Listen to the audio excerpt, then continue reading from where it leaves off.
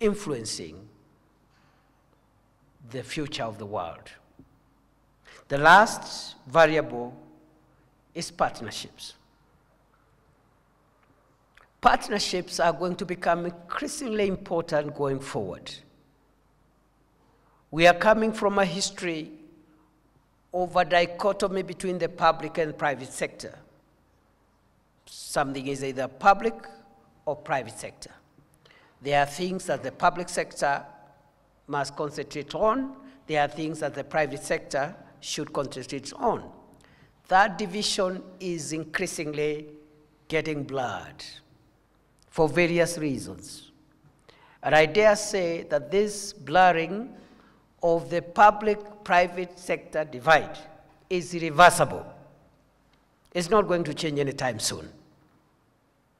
And governments, including the government of Kenya, have come to accept the reality that going forward, as we solve our national problems, we are not adequate as public sector to give all the solutions that the country needs. We need the private sector. We have tested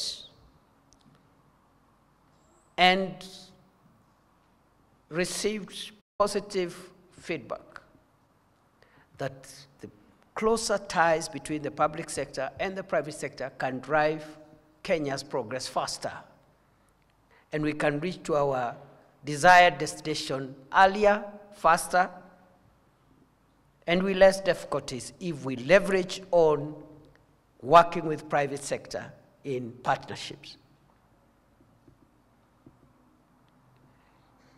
Some of the, in this city already, you know, one of the fairly good projects that have turned improved the face of the city is the expressway just outside here. It would not have been possible if there was no public-private partnerships, because it is private resources used to provide a public good, which ordinarily, in the classical sense, should have been the work of government, to look for money to build an expressway.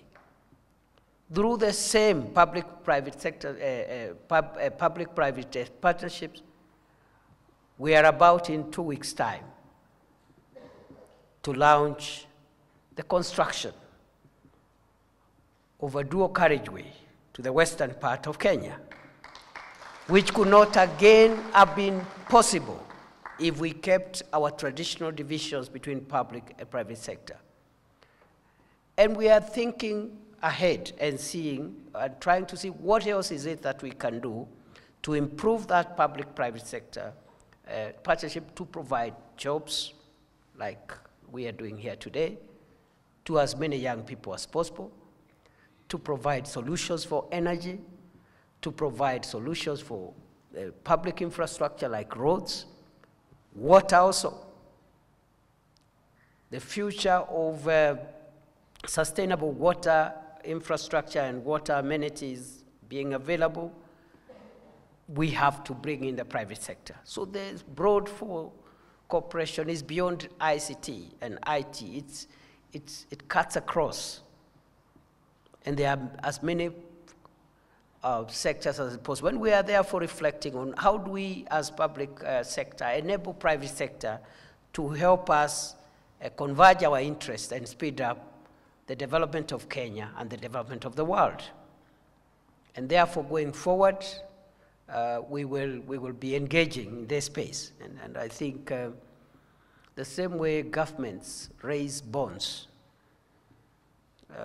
we could also allow private sector to place bonds and raise funds to provide public amenities. Instead of the private sector struggling with their own resources, they can use the protection of the public sector, governments, to be able to raise private bonds, to raise money, if that money is going to be used to provide a public infrastructure. So that's the way I see it.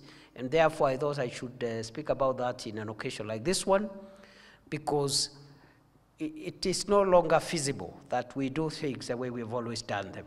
If we have to create enough jobs for our young people, if we have to offer national solutions around infrastructure, energy, and water, and so forth, and health, we must think outside the box. And going into the future, technology, people, especially the youth, and partnerships will drive us into the desired world that we want to see in the next century. God bless you. Thank you for listening. Thank you so much, Your Excellency. A very good afternoon to each and every one of you. We are still at the University of Nairobi, where the Nation Media Group LEAP Job Fair is still ongoing. Now, before we caught a break, that's for the 1 p.m. news, we had the Deputy President Kindiki officiate the event. And now, we have a panel discussion, and then we call the event. It comes to an end. It's only a one-day event. Sorry. So we have a panel discussion looking into the future-ready talent, and that's bridging the skills gap in changing the job market. Before we go any further, allow me to introduce myself. My name is Nina Shaban. I am a business news anchor and reporter at the Business Hub right here at the Nation Media Group. Now, to drive the conversation, let's please appreciate my panelists. From Sama, we have Anne Peace. Now, Anne Peace Alwala is at the forefront of proving that African women can lead an artificial intelligence and technology at the global scale. And as the Vice President for Global Service Delivery at SAMA, she oversees a workforce of over 3,000 employees. Number to pigia makofi, Anne Peace. Asante. All right, and from Huawei, Michael Kamau is an experienced partner manager with over 6 years at the firm, where he currently serves as the Huawei ICT Academy lead for Kenya. And in this role, he leads strategic collaborations with universities. Makofi kwake pia tafadhali.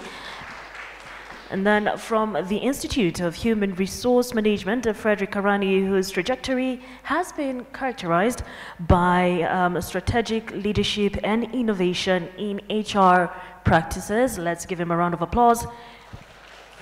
And finally, Fanny's Calendar. Fanny's Calendar is from the Moore University and currently completing her final year exams and enrolled to Huawei Graduate Trainee Program for the year 2025 and will soon be swimming in the labor market.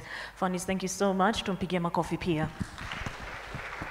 All right, so Anne Peace, maybe I can just start with you since you're the closest to me. So SAMA has trained over 69,000 individuals through its impact hiring model, and this is since 2008.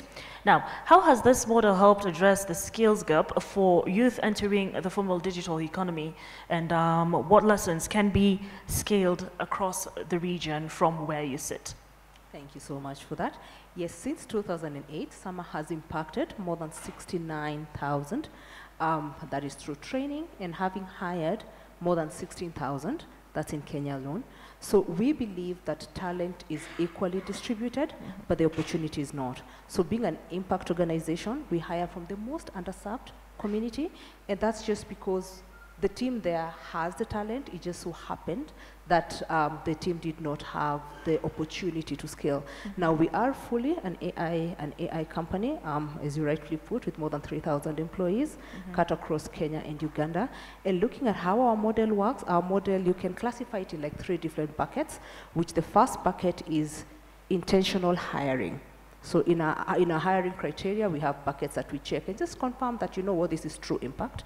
And then we move that to training, intentional training in 2 folds. So there is the technical training, which is, you know, doing the actual AI work, but then there's the soft skills training, okay? Because at the end of the day, the majority of people, you either go into the career field or you go into business.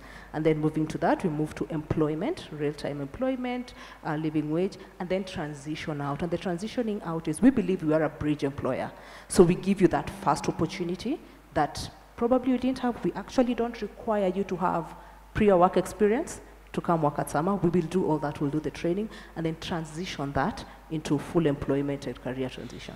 All right, thank you for that, and peace. Now, Michael, how would you say that Huawei is helping to develop ICT talent of the young people in this nation? Thank you for that question. So Huawei is a leading global technology provider. Okay. So we help build the majority of the infrastructure that the country and the world needs to communicate, to share experiences, etc. So we work with different customers, and we believe that one of the key ways we can contribute to the young people of every nation, because Huawei is in over 200 countries, you know. So globally, we have over 200,000 employees, and here in Kenya, about 400.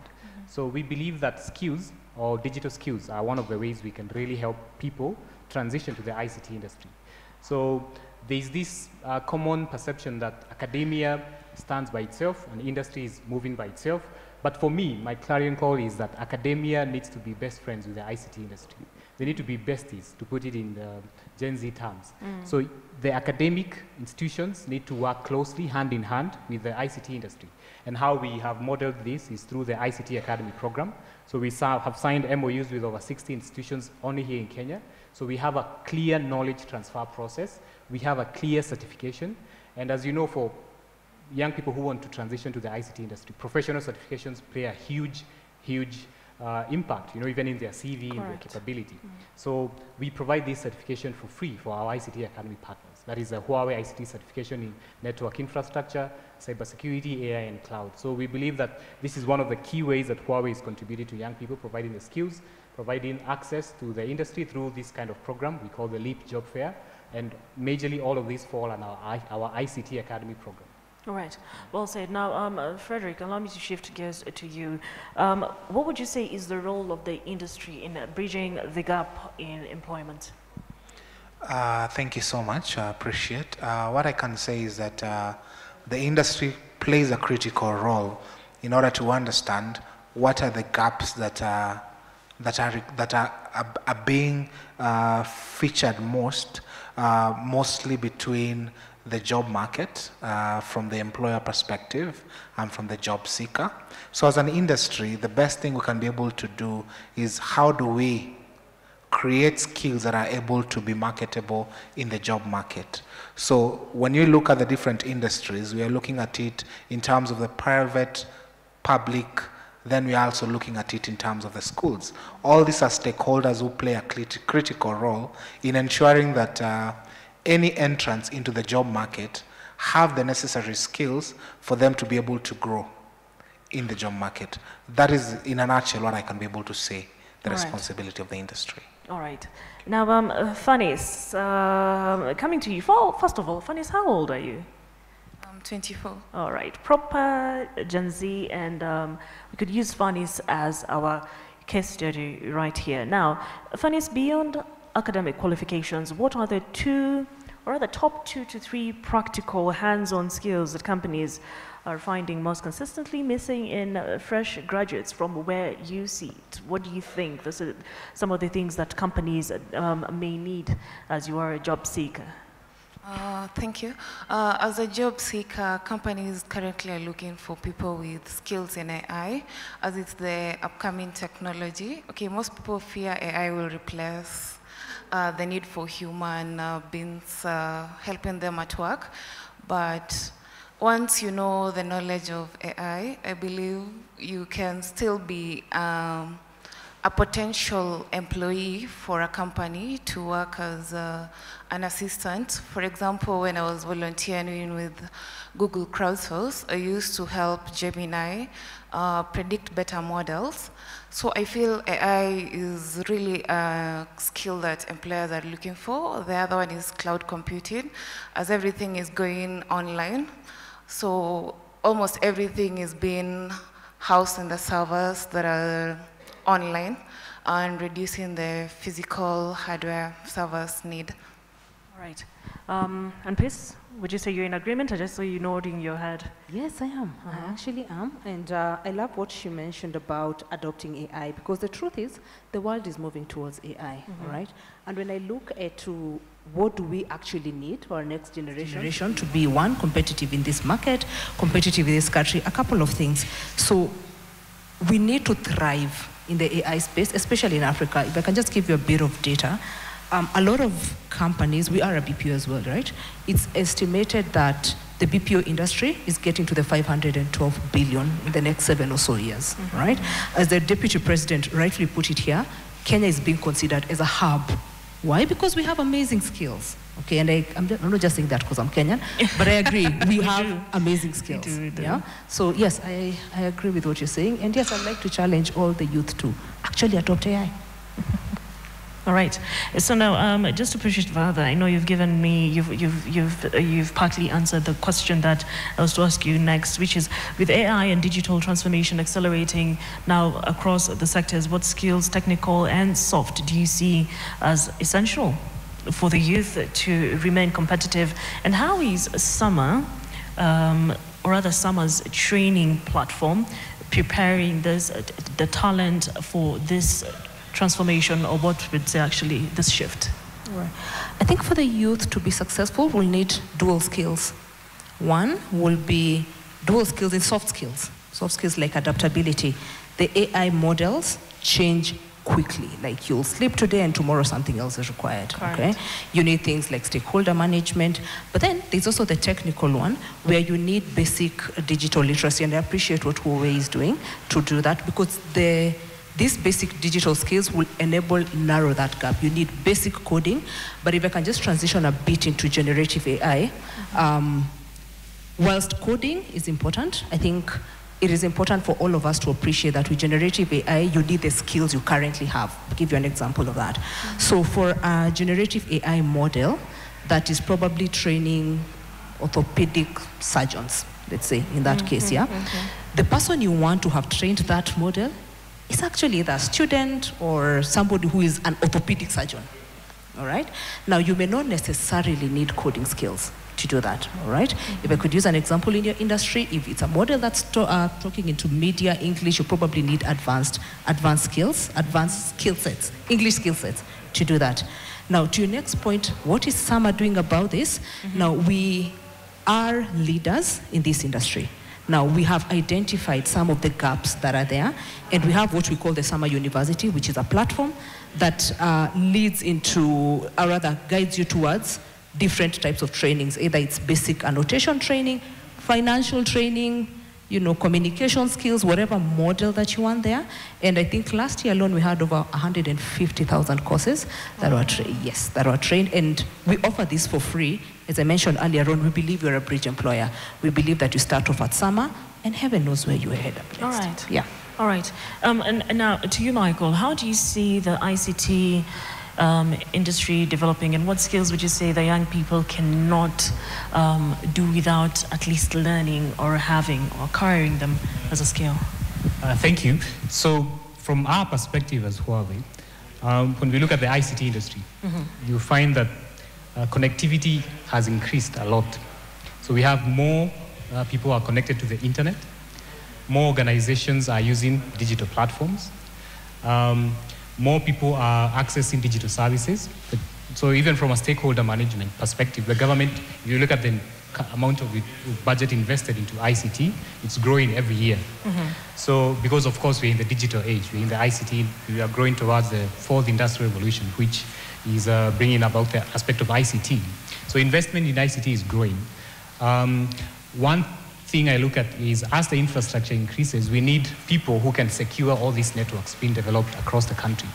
So we need people with skills in data security, with skills in cybersecurity, network engineers who can, implement cybersecurity policies in this huge network. If you look at a country like China, there are over 1 billion people in that country. Correct. And the telco there, the equivalent of Safaricom, is able to manage all these people on the network, and there's no incidence of, cyber threats or something. So I believe that as more people are connected to the internet, we need to have more cybersecurity engineers. I think recently Business Daily did an article that banks are struggling to fill cybersecurity positions. So we need to have more people who are skilled in this area of cybersecurity. It's a niche area, but it's very important in our critical infrastructure. Right. Secondly, I think now as more and more services are being offered online, there's a huge collection of data. We call it big data in ICT. So data and data analytics, we need people who can analyze this data and provide business intelligence. So inform organizations to, in form of a consulting, or be able to provide intelligence with the data that we collect. So here you bring in the aspect of big data and also intelligence or artificial intelligence. Okay. So these two areas I think will grow exponentially as we head towards the realization of the fourth industrial revolution. Thirdly, my colleague talked about soft skills. We also need people who can work with other people, not be in a room by themselves, hacking and coding at night. So young people need to be able to work in teams, because I promise you, when you join the industry, you will be in a team, you will work with people, not robots, but you need to be able to have basic conversational skills, basic team management or teamwork skills, and you need to work under someone. So how you take instructions, how you implement all this. So these three are the three key areas that I think young people should focus on in the coming future. All right. Oh, thank you very much. Now, with that said, Frederick, how are universities supposed to incorporate, or even any other education system, how do they now incorporate this into their curriculum? What I can say is that it has already started. Okay. Based on the fact that we have partnered with a few universities in terms of what they are doing in terms of building skills for the graduates. When they come into the market, they are at least a bit ready. It might not be 100%, but they are able to start somewhere.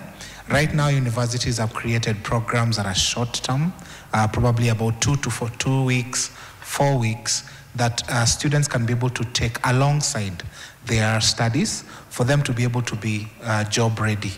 And as an expert in the area of HR, we are more interested in terms of when a person comes in during hire to their retire. That is why we look. Well, that is basically what we do as human resource professionals. And we have realized that at this point in time, it is a nice to have the qualifications that you need in terms of certificate, your degree, and all that. But it's very critical that you have the right skills. I want to echo what Michael has said. These skills that are soft, those are the ones that are missing in the market. And universities are taking a central role in terms of ensuring that we support our students, we support our graduates, so that once they come out, they are able to represent themselves as a brand. That is what is majorly missing out here, and they are doing the best they can on the same. Thank you. All right, thank you. Now, Fanis, many companies prioritize experience, which is sort of a catch-22 for us.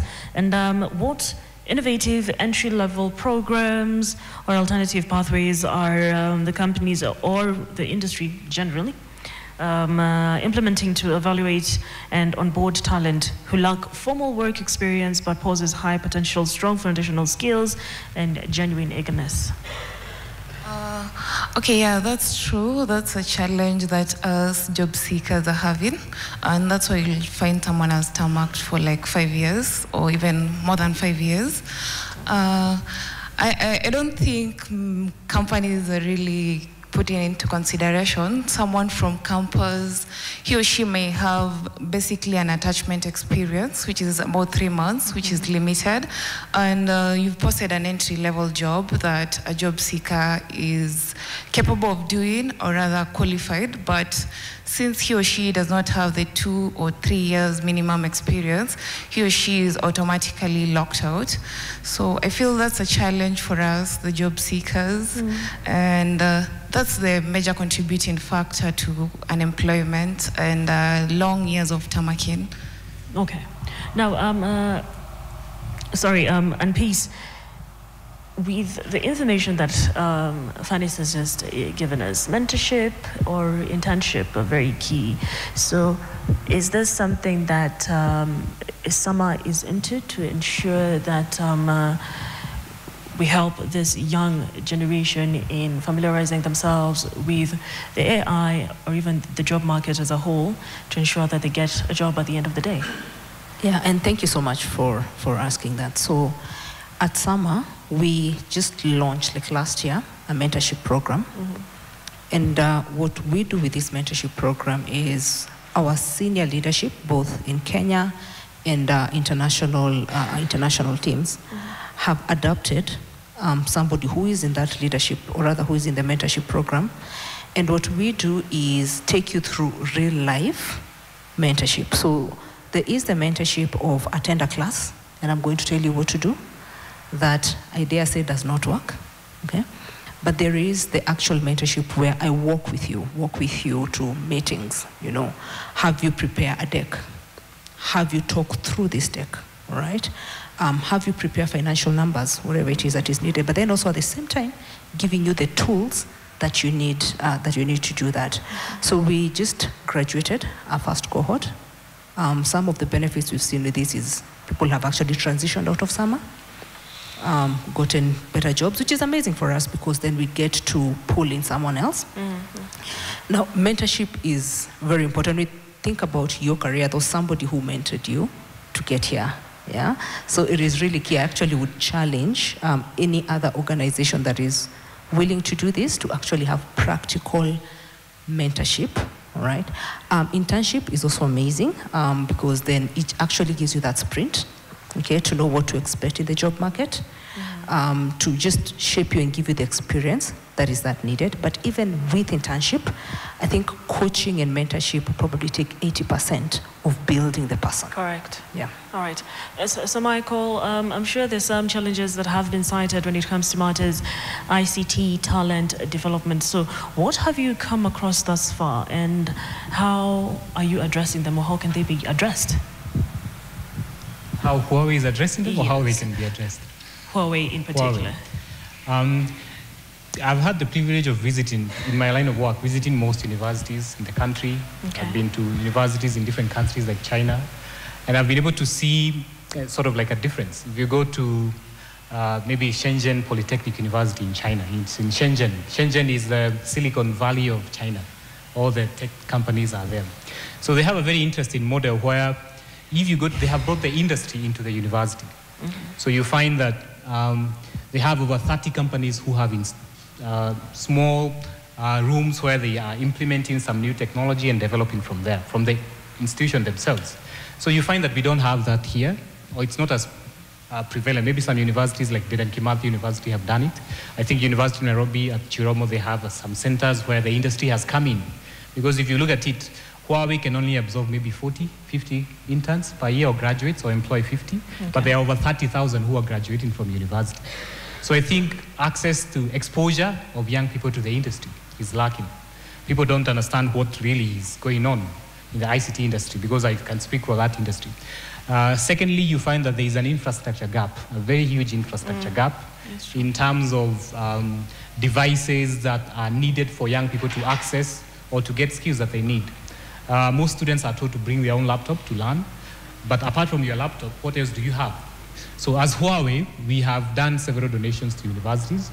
So for example, there is a server or a switch that I'm going to install in the network in our customer. What if Huawei could bring that same equipment and put it in the university lab and show the students how they can configure it? Now this is an actual skill that they can directly, out of university, can go to maybe Safaricom or Airtel and start with the implementation. So Safaricom won't take another 6 months to train the same young individual. So the industry, like I said, and the industry and academia need to become best friends, or besties, like I said. All right. It's very important. And I think that bottleneck is, or challenge is the professional certification. This is very, very important for young people, because in my opinion, the degree that you're taking is only a compass. It shows you a general direction of where you want to head to in life, or your goal. But the skill is what gets you to that goal. So the professional certification instills the skills, because professional certifications are very skill-based. They're very short. They're very, for example, a Huawei certification, we have over 23 technical domains available in the Huawei certification portfolio. A certification in 5G, we offer it. Certification in cybersecurity, in cloud, in AI, we have all these certifications. That take how long? They are defined in terms of course hours. Okay. So it's the university to define how many they will split it up. So normally they take 6 weeks to 8 weeks, some 3 months, depending on the school itself, how they will offer it. A university like Jomo Kenyatta University, which is, in my opinion, is a very excellent case, they have embedded this certification into their curriculum. So you find every second year student in IT, business IT, you can go there now. They are on a long holiday. So all the 200 students in in IT degree are doing our Huawei certification. So you see, this is a very unique way of supporting young people to understand the ICT industry. So my point on professional certification is that they're very expensive. A Huawei certification costs you $200. A Microsoft one, how much? Maybe $300, $100. I'm not speaking on their behalf, but if you go on their website, you know, they will show you the price for each certification. So this is also, students won't pay that. Most students can't afford that. So the price of this certification needs to come down. There needs to be lobbying from the government, from the academia to lobby these big tech companies, Google, Microsoft, Huawei, which we have already done through our ICT Academy, to bring down the cost of this certification to the students, because students, they are not able to pay $200, and they're even denoted in US dollar. So you can imagine the process for this. It's even a different currency. It's not even our local currency. So I think the cost of certification also needs to come down. So this is my third challenge, which I think is being experienced now, and should improve for young people to, you know, upskill and come into the ICT industry. I paid for one certification. It was so expensive, but I had just graduated. I paid about, I think, $150 US. Ilioma. It was a project management certification. Must have been painful. It was but it helped me. It helped you eventually. Yes. All right, thanks, Michael. Now, Frederick, there's a mindset shift for the modern workforce, and the future of work are very fluid. So how do job seekers adopt? What I can be able to say is that everyone needs to change their mindset. Job seekers need to change their mindset.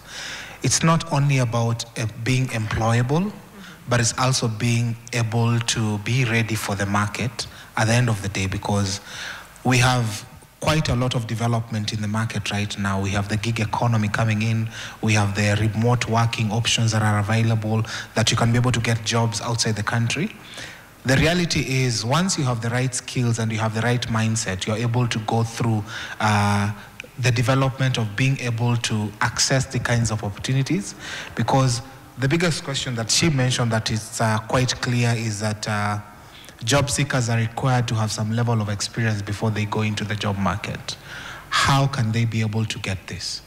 What I will say is that once someone is able to change their mindset in terms of how they can be able to incorporate what they have learned in the market right now, does not require one to get paid for that. It's for them to be paid in a form of experience, because people are going into internship, people are going into opportunities that are not non-paying, but they're getting the experiences that they require for them to move from one step to the other. It is a responsibility of every job seeker to take advantage of these opportunities. As much as they will not pay at the beginning, experience will show that at the end of the day, they're able to get somewhere. Okay. They're the same people who are able to create, we have quite a large number. That was what was mentioned earlier today in the morning, that in Africa, the average age is 19. What does that mean? That clearly shows that the experience out there is minimal in terms of our population is largely constituted of graduates, constituted of young people that have not had the experiences that are out there. So it is our responsibility to create these opportunities for our fellow colleagues in the market. Okay. We are the ones who should be able to create the kind of jobs that exist. Being able to learn these opportunities that are online right now, and the people who have made it in the internet phase when it came in a decade ago, mostly are the people who took advantage of the internet, and they were able to train others to learn on how to be able to channel their energy to those specific resource-based opportunities that exist. Right now, artificial intelligence is the in thing. We have great partners here. They're able to provide an avenue for you to be able to learn these things and create opportunities for the people who are coming behind you. So it's basically a mindset shift. Thank you so much. All right, now, Fanny, it's my last question to you now. And with Fanny, I have to create, don't wonder why I'm always just trying to go back to my notes, because for her, I have to create the scenario as a whole. So with the rapid acceleration of AI automation, right, certain entry-level tasks might be displaced. Now, from where you sit, how companies are actively reskilling existing roles or creating entirely new roles for graduates that leverage the digital fluency in collaboration with AI rather than being replaced by it. As Michael said, we're leveraging AI by training, upskilling rather, since in our academia training in campus and colleges, you will never be taught about AI. It's up to you to take the initiative and learn about it so that you can be ready, or rather a top performer in the job market in matters AI, because okay, you need that skill for you to get that job. So yeah, as Michael said, and also Frederica said, is a mindset shift. I believe by just changing your mindset and also leveraging the emerging trends like AI by learning, yeah, you can bridge that. All right, thanks, Vanessa. And Peace, our parting shot. I think I'd like to echo something that Vanessa said, and if I can just add something about inclusivity in there. You're right that our average age in Kenya today is 19. Africa is 19, yeah? Now, at some, I think the average age is 24, so you can imagine how old I feel walking on those corridors. But now, in the adapting or abating bit of the mind shift, we need to also be intentional about including different people and different gender. Now, today, I can proudly say at Summer we have 51% women doing the AI work, but that's not how it started. When it started, it was really low. And we had to intentionally hire and train women. Why? Because, unfortunately, growing up, no offense to the men, it was faced in such a way that these technical jobs were for men. So actually, when I was chatting with Fanny earlier on when we started, I was really proud of her. Like, she's a lady who's gotten into the technical bit, but I'll just challenge all organizations to be intentional about family. But yes, back to my parting shot, clearly, is I would really love to encourage all the youth to actually adapt AI. Right? I think you'll be successful if you use AI to make you more efficient. Yeah, thank you. Thank you, Anpes. Michael? Thank you. I think to the audience of young people, I think, who are listening to the LEAP Job Fair, I would say your degree is just, like I said, a compass that is pointing you to a general direction towards your goal, but skills are what are going to get you there. And my personal advice is that young people should try their best to interact with the industry they want to be in. Okay. If you want to be in ICT, look for make a list of all the ICT companies you would want to see yourself in, and see what they need, see what they require, and get the skills that are needed to be there. Okay. Thank you, Michael. Frederick? Thank you. What I can be able to say, as much as what our colleagues have said, is that we need to become a brand. And we understand when we become a brand, there are very pertinent things that we have to incorporate to ourselves as individuals for us to be able to be marketable in the market. Yes, the degree is the foundations that points you in the direction in terms of the career you want to take. But your adaptability, your skills, the kind of networks that you create, the kind of learning that you open, the change of mindset that you create, it's the necessity that you require for you to point you in the right direction and create a future-ready persona for yourselves so that you can be able to be successful in the future. So basically, that is what I can be able to say in terms of what people need to do. Asante. Fanis? My parting shot is an appreciation to the organizers of the event for giving us such an insightful event to learn a thing or gain an insight. And for my fellow job seekers, I hope you've gained something that you'll go home and incorporate in your daily life to bridge the gap of unemployment. All right, thank you very much. Thank you to all our panelists. From Sama, we have Anpes Alwala. From Huawei, Michael Kamau. From the Institute of Human Resource Management, we have Frederick Karani, and our Gen Z job seeker and the Huawei graduate trainee program is Fanny's calendar. Well, that's it from us right here at the University of Nairobi. The job fair continues and the conversation will continue, but it's time for us to sign out. My name is Nina Shaban. I'll see you next time.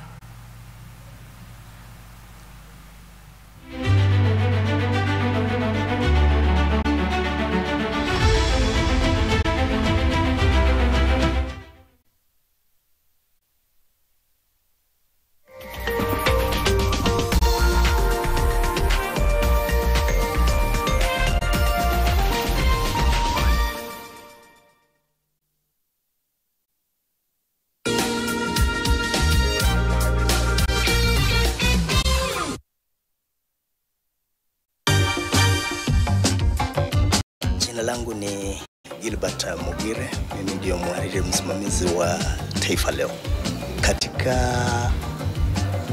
Kenya nzima. Michael has said aligning your skills with what? Sorry.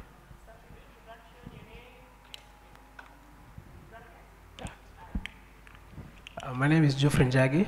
I'm a presenter at Sifa FM, and I would like to transition into technology. My question is, if I'm aligning my skills with a company's needs, how do I know these are the skills that I need to study, and in 3 to 5 years, what I study today will be relevant? Because you might go to school, and by the time you are completing your course, whatever you studied is already flooded or irrelevant. Thank you.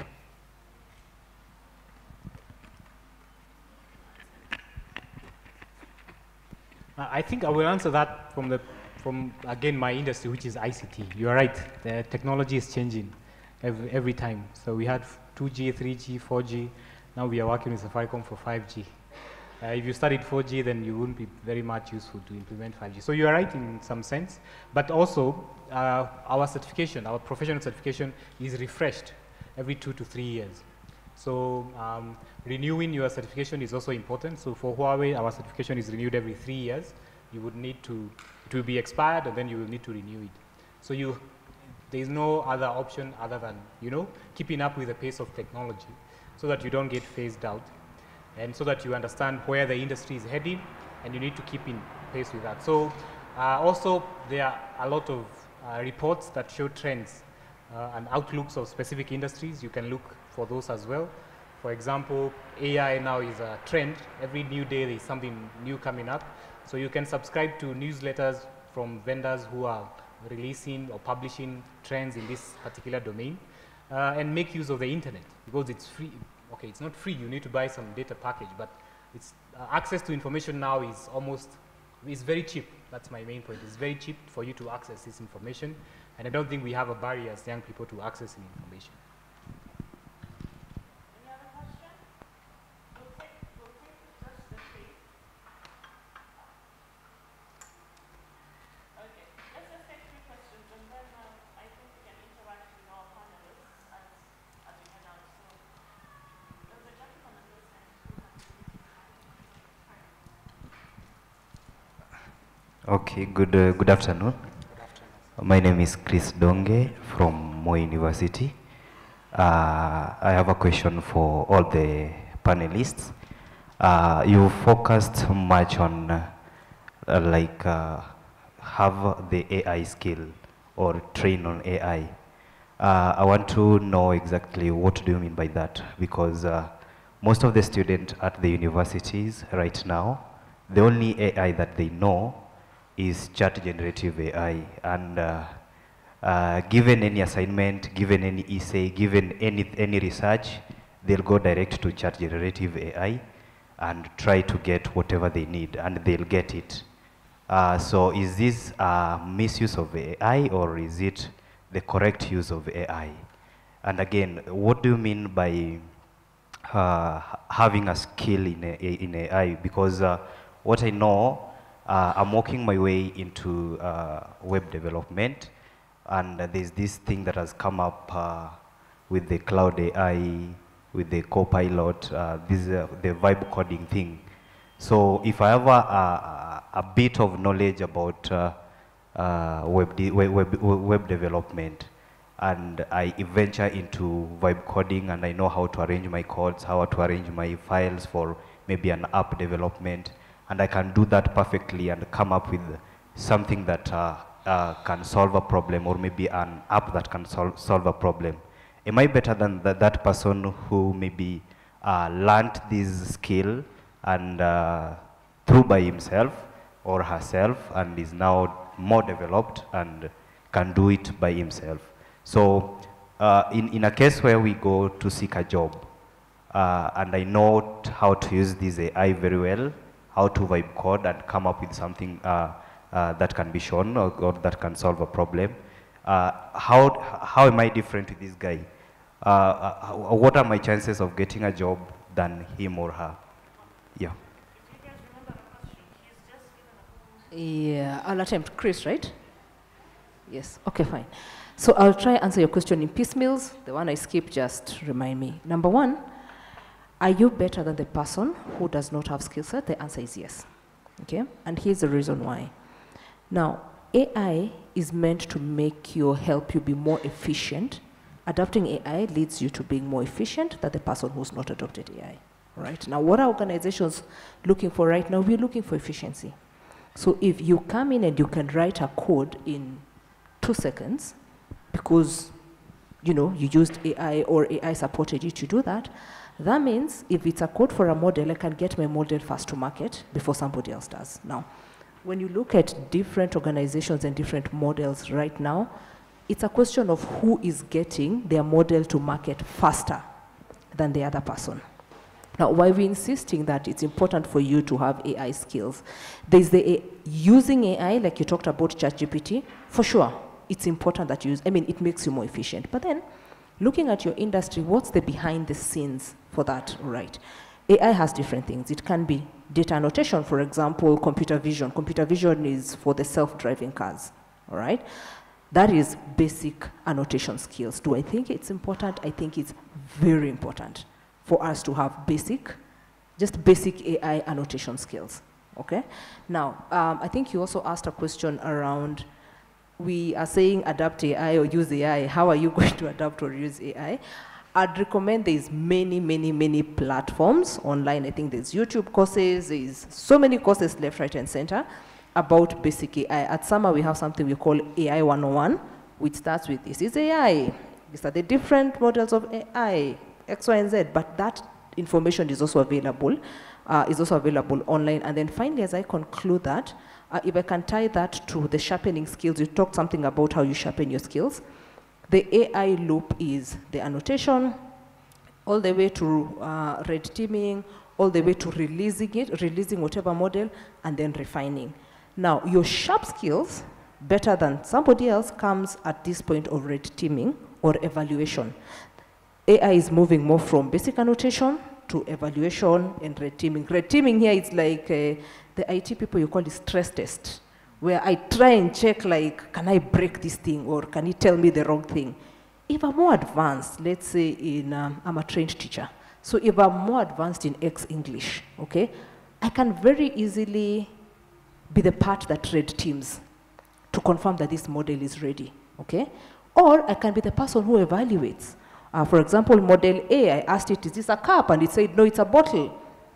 I'm the person who helps evaluate that. But bottom line, at the end here, when I was growing up, and I said I'm very old, I think I'm the oldest in this panel here, is being able to type was a thing.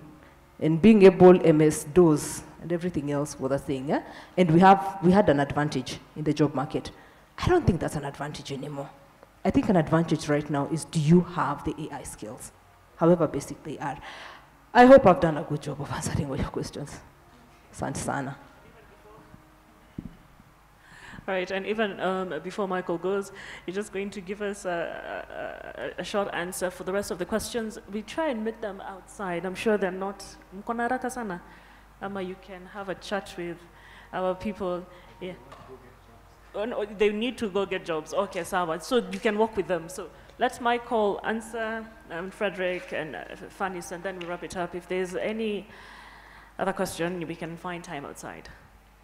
I think the question has been answered quite well by my panelists, but just to add on that, if you're looking for AI skill, if I was the one who was exploring this, for AI you need, if you want to become an AI like engineer or something, so you need to learn a programming language, right? So AI, you need to do your Python and C++. That's the only thing you need to do for AI programming. So if you're doing Java, probably it won't help you in AI. So Python and C++, that's where you start. Some people don't know, if you join an AI class, like the first 10 topics are mathematics. Do you know that? Yeah, so AI is essentially math modeling. You have to model a lot of equations and everything. For example, if you're doing deep learning and everything. So those are essentially math equations which you learn for like maybe two out of your 20 classes or 3 out of your 20 classes. So if you are good in math, those of you got A in math, you can explore that field because it's quite challenging, to be honest. It's not the easiest field to get into, but for those who can break through as an AI engineer, it's very well paid, I think, in the global industry. So with a skill like AI developer or AI engineer, you don't have to work in the your opportunity could be, in a different country, maybe in the East, in Europe or China. So it could be it exposes you to, because it's a very competitive skills, and the companies that are leading in AI are from, I think, West. In China, we have Chat, DeepSeek, and all these other. Secondly, I think also about these AI platforms, they run on infrastructure. So Huawei, we are big on infrastructure because we are ideally an infrastructure company. So you need to have your data center as part of the team that is launching your AI stack or AI platform. So you could also explore skills in storage, data center. Like there is also skills such as cloud, because most now these AI platforms are on a cloud, are hosted on a cloud platform. So there are different ways you can approach that. So I think it's a very interesting field. If I was in university, I would definitely want to learn AI and be a specialist in AI. So I think it's something that the young gentleman said. It's something while you're at university you can explore, and it's something that I think personally could have a lot of benefit and value to young people now as while they're in university. For me, I'll say that using the chat generative AI at the university is a plus. That I will echo what Anpis has said. What I can be able to say is that what you need to advance is how you're using it. Okay? Where I am as an employee in an organization that concentrates on human resource, I will tell you that even for me, I'm taking advantage of artificial intelligence to make my work easier. There's something she mentioned about efficiency. How fast can you be able to get the job done? How fast can you be able to get the model in the market? That was her term. For me, to you, is that you've said something about web development. I will tell you today that using AI, I think a week ago, 2 weeks ago, I created a website using AI. I am not an expert in ICT, but I created a website using AI in less than 10 minutes. How was I able to do that? There's something that I took advantage of called prompt engineering. Yes, using artificial intelligence in terms of getting your work done, you should be able to know what type of instructions you are supposed to give that artificial intelligence platform for it to be able to give you what you need. That is very key in terms of what you're doing in the university. Yes, I saw some students picking the question as it is and pasting it on ChatGPT to give them answer. That is one way to do it, but is it efficient? I will tell you today it is not. Because as much as the AI is coming, even universities are becoming more advanced in their technology. For them to be able to know, have you used artificial intelligence to get your work done? Okay. I'm also a student in university. I know education is, we don't have the end of education. So learn the best ways to use the resources that are there. There are quite a lot, as she has mentioned. We have one that I refer to, Cosiv. Cosiv is a good platform that I have used personally to be able to learn on how to use these tools and use them efficiently. Thank you so much. Okay, for me, I think the panelists have exhausted the AI skill they were talking about. So maybe I'll just touch on where you can get the AI skill. There is Huawei, which offers HCA AI, HCP, and also there is Adanian Labs, along with KCB, or rather ICE, Artificial Intelligence Center of Excellence. They offer artificial intelligence courses, and also they give internship where you put into practice whatever you're taught. Yeah, thank you. Okay, so that's just about it. Let's appreciate and give a round of applause to each and every one of us in this meeting room today. We do appreciate our panelists. My name is Nina Shaban. As I said, I do work for NTV. I'm a business news anchor and reporter. Thank you very much, and have yourselves a lovely afternoon and all the best when it comes to matters of job seeking. Okay? All right, thanks.